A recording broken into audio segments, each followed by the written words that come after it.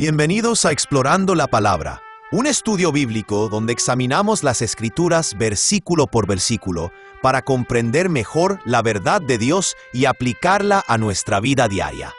En esta serie, estamos recorriendo la primera carta del apóstol Pablo a los Corintios, una iglesia llena de dones espirituales, pero también enfrentando profundas luchas espirituales. En esta carta, Pablo responde a divisiones dentro de la iglesia, problemas morales, confusión doctrinal y preguntas muy prácticas sobre cómo vivir la vida cristiana en medio de una cultura que muchas veces se opone al Evangelio.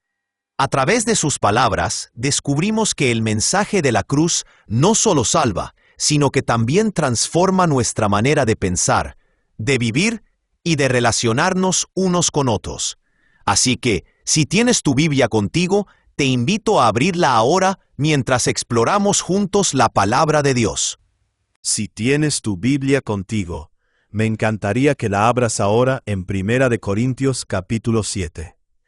La mayoría de los comentaristas identifican 1 Corintios capítulo 7, versículo 1, como el comienzo de una nueva sección en la carta. El apóstol Pablo dice: «Ahora bien, en cuanto a las cosas de que me escribisteis». Así que ciertamente parece que Pablo está pasando a otro tema, dejando atrás los asuntos que había querido tratar a partir de los informes que había recibido de parte de los de Cloé y también de Estéfanas, Fortunato y Acaico. Probablemente tenemos razón al entender que los primeros 6 capítulos son la respuesta de Pablo a aquellos informes preocupantes. Y ahora aquí, en el capítulo 7, comienza a responder a las preguntas que ellos mismos le habían planteado. Las primeras de las cuales, obviamente, tenían que ver con el sexo, la soltería y el matrimonio. Ya he mencionado antes que existía una enorme diferencia entre la ética sexual romana y la ética sexual cristiana. Y cuando estas personas estaban pasando de una cosmovisión a otra, era inevitable que surgieran confusión y malentendidos. Ellos sabían que Pablo no aprobaba las prácticas sexuales típicas de la cultura romana, y por eso algunos de ellos comenzaron a preguntarse muy naturalmente si quizás sería mejor no tener relaciones sexuales en absoluto, incluso dentro del matrimonio. Es fácil ver cómo pudo haberse desarrollado una opinión así.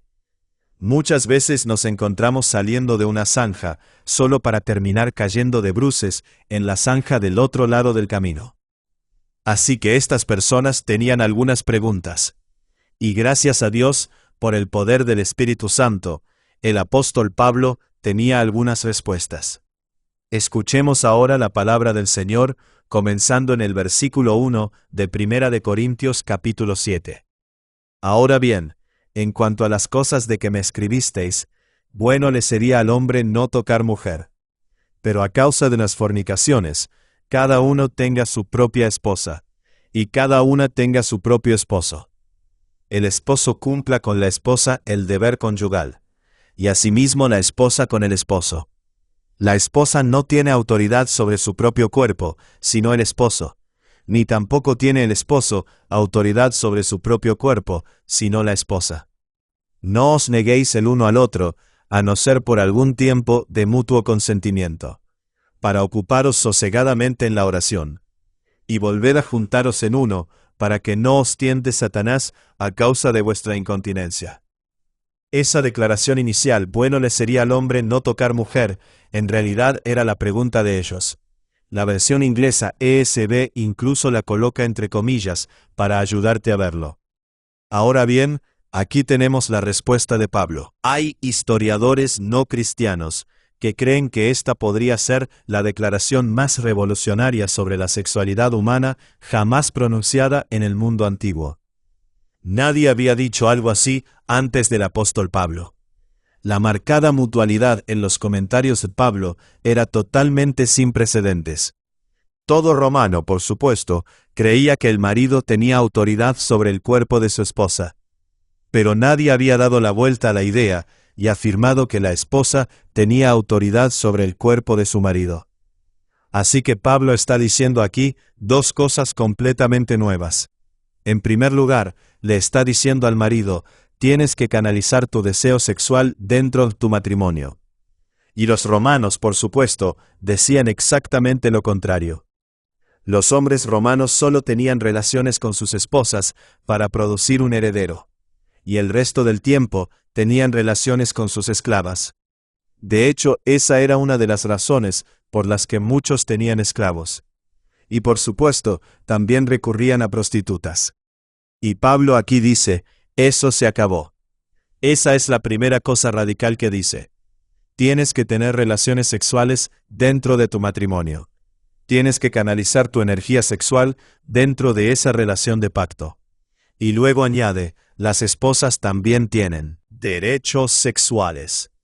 Así que, maridos, debéis dar a vuestra esposa intimidad conyugal cuando ella la desee.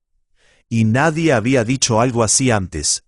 Nadie había reconocido antes que las mujeres pudieran tener deseos sexuales o derechos sexuales. Tal vez algunos preferirían que Pablo no hubiese hablado de estas cosas, o que no hubiese sido tan directo respecto a estos temas. A lo largo de la historia, muchas personas se han preguntado eso. Juan Calvino abordó esta cuestión. Él dijo que las personas profanas podrían pensar que Pablo no actúa con suficiente modestia al hablar de esta manera acerca de la relación íntima entre el esposo y su esposa. O que tal vez no era apropiado para la dignidad de un apóstol tratar tales asuntos. Sin embargo, si consideramos las razones que lo movieron, encontraremos que estaba bajo la necesidad de hablar de estas cosas. Él sabía cuán inclinados somos todos al amor propio y cuán dedicados estamos a nuestra propia satisfacción. De ahí viene que un esposo, una vez que ha satisfecho su deseo, trate a su esposa no solo con negligencia, sino incluso con desprecio. Y son pocos los que no sienten alguna vez que ese desprecio hacia sus esposas comienza a insinuarse en su corazón. Por estas razones Pablo trata con tanto cuidado las obligaciones mutuas de la vida matrimonial. Cuando las personas están sexualmente confundidas, la Iglesia tiene que convertirse en una fuente de claridad sexual. Créeme, hermanos y hermanas, esto será parte de nuestro mandato en la próxima generación. Ahora bien, esa es la regla general. Todo hombre debería tener su propia esposa y toda mujer su propio esposo, y deberían disfrutar de una vida sexual matrimonial regular y mutuamente satisfactoria. Sin embargo, Pablo quiere dejar constancia de una importante excepción a esa regla general. Y la encontramos ahora en el versículo 6. Digo esto como concesión, no como mandamiento. Quisiera más bien que todos los hombres fueran como yo. Pero cada uno tiene su propio don de Dios. Uno a la verdad de un modo y otro de otro. Pero digo a los solteros y a las viudas que bueno les sería quedarse como yo. Pero si no tienen don de continuencia, cásense, pues mejor es casarse que estarse quemando. Así que Pablo dice que el matrimonio es un don, y la soltería también es un don, y añade, yo por mi parte, desearía que hubiera más personas como yo. Como hombre soltero, Pablo podía servir al Señor de una manera que un hombre con familia no podía. Pablo podía salir en cualquier momento y predicar el Evangelio en una tierra lejana y hostil.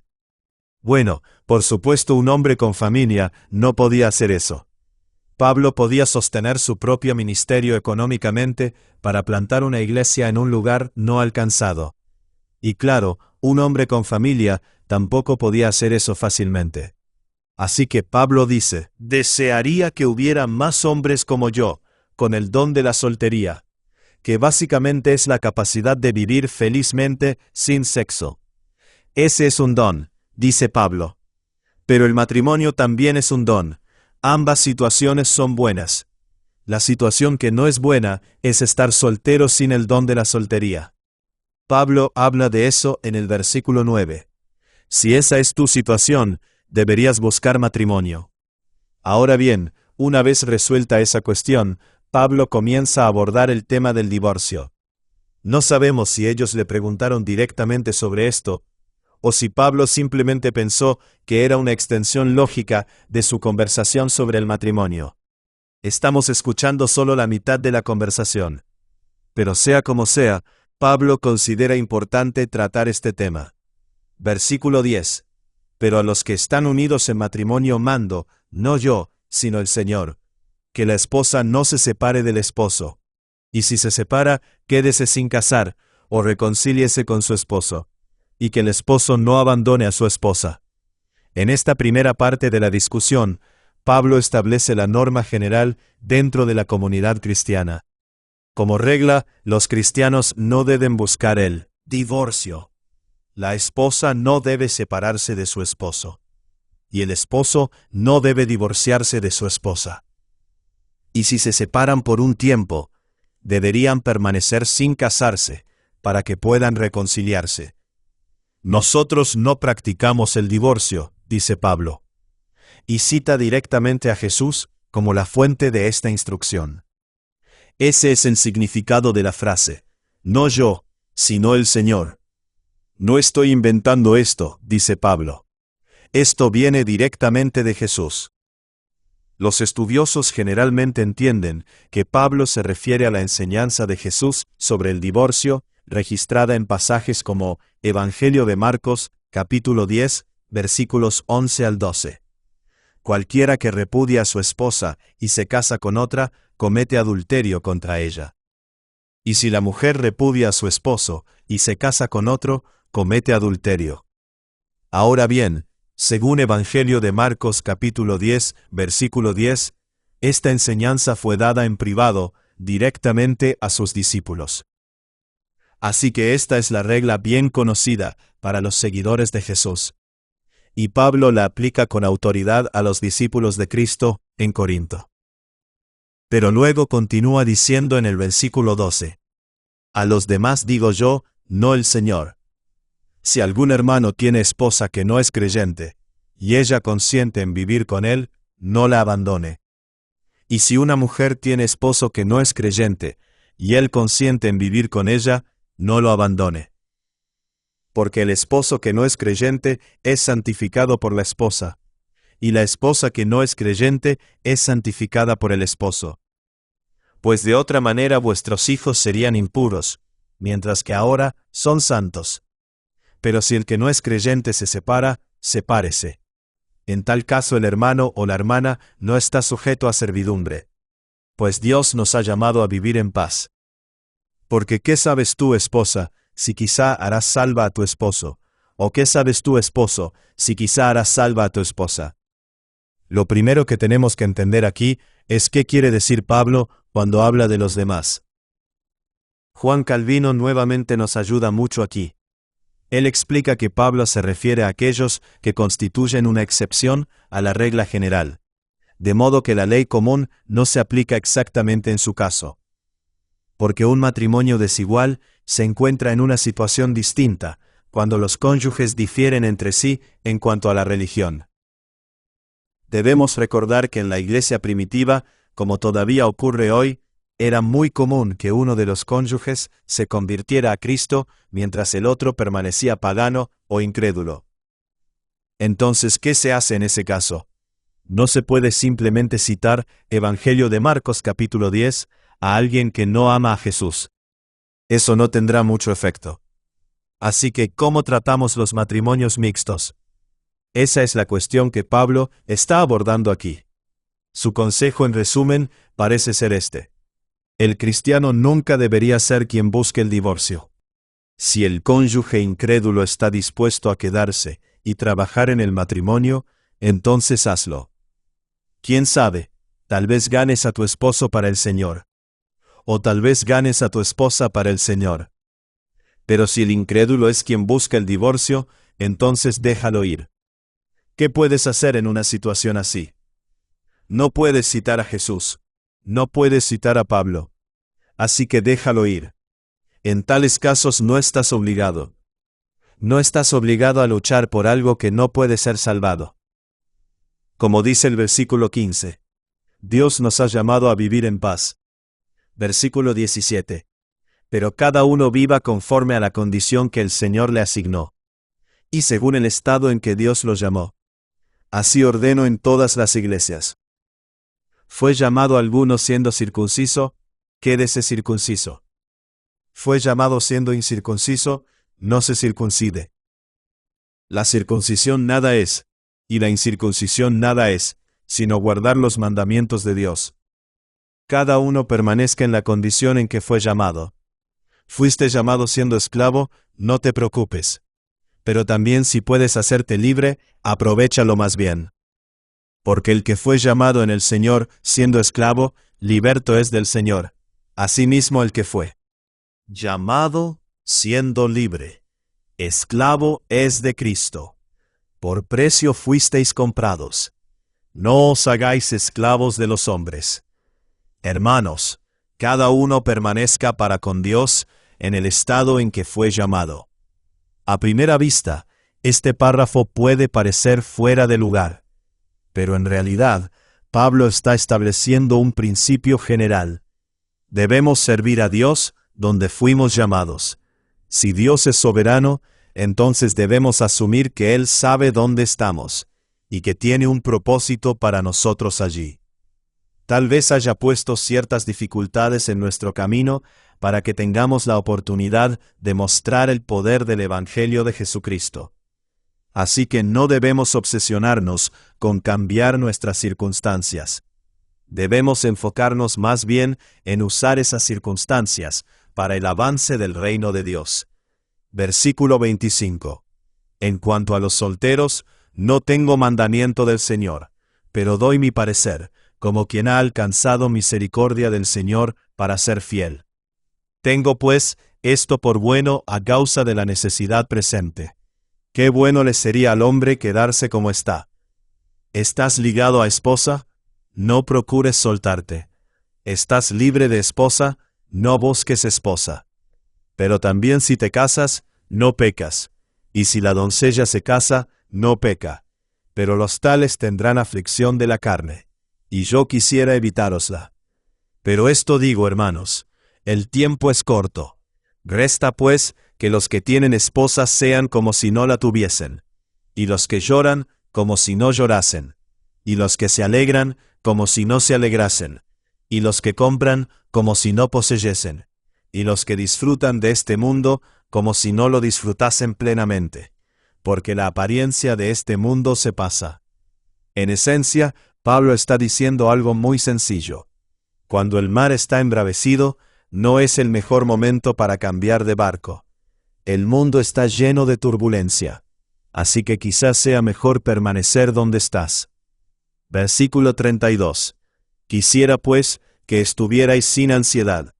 El soltero se preocupa de las cosas del Señor, de cómo agradar al Señor, pero el casado se preocupa de las cosas del mundo, de cómo agradar a su esposa, y está dividido. Asimismo la mujer no casada y la doncella se preocupan de las cosas del Señor, para ser santas así, en cuerpo como en espíritu. Pero la casada se preocupa de las cosas del mundo, de cómo agradar a su esposo. Esto lo digo para vuestro propio provecho, no para poneros restricción, sino para lo que es honesto y para que sin impedimento os acerquéis al Señor. Pablo no está prohibiendo el matrimonio, solo está diciendo que en tiempos difíciles puede añadir cargas adicionales. Versículo 36. Pero si alguno piensa que es impropio para su hija virgen que pase ya de edad, y es necesario que así sea, haga lo que quiera, no peca, que se case. Pero el que está firme en su corazón, sin tener necesidad, sino que es dueño de su propia voluntad, y ha decidido en su corazón guardar a su hija virgen, bien hace. De manera que el que la da en matrimonio hace bien, y el que no la da en matrimonio hace mejor. Versículo 39. La esposa está ligada mientras su esposo vive. Pero si su esposo muere, libre es para casarse con quien quiera, con tal que sea en el Señor. Pero a mi juicio será más feliz si se queda así. Y pienso que también yo tengo el Espíritu de Dios. En este último párrafo, Pablo habla de las viudas cristianas. Si tu cónyuge muere, eres libre de volver a casarte, pero solamente en el Señor. No te unas en matrimonio con un incrédulo. Podrías terminar nuevamente en la misma situación difícil de la que Pablo habló antes. Pero si lo deseas, puedes casarte con otro creyente. Y aún así, Pablo vuelve a decir que puede ser mejor permanecer soltero si tienes ese don particular. Así que, ¿por qué no orar también por ese don? No ores solamente por el don del matrimonio. Ora también por el don de la soltería. Ese también es un don espiritual. Gracias sean dadas a Dios, y gracias por escuchar otro episodio de Explorando la Palabra. Gracias por acompañarnos en este episodio de Explorando la Palabra. Si este estudio ha sido de bendición para ti, considera compartirlo con otros para que más personas puedan profundizar en las Escrituras. Recuerda que el propósito de estudiar la Biblia no es solamente adquirir conocimiento, sino conocer más profundamente a Cristo y vivir de acuerdo con la verdad de su palabra. Nos vemos en el próximo episodio, mientras continuamos explorando la palabra de Dios juntos.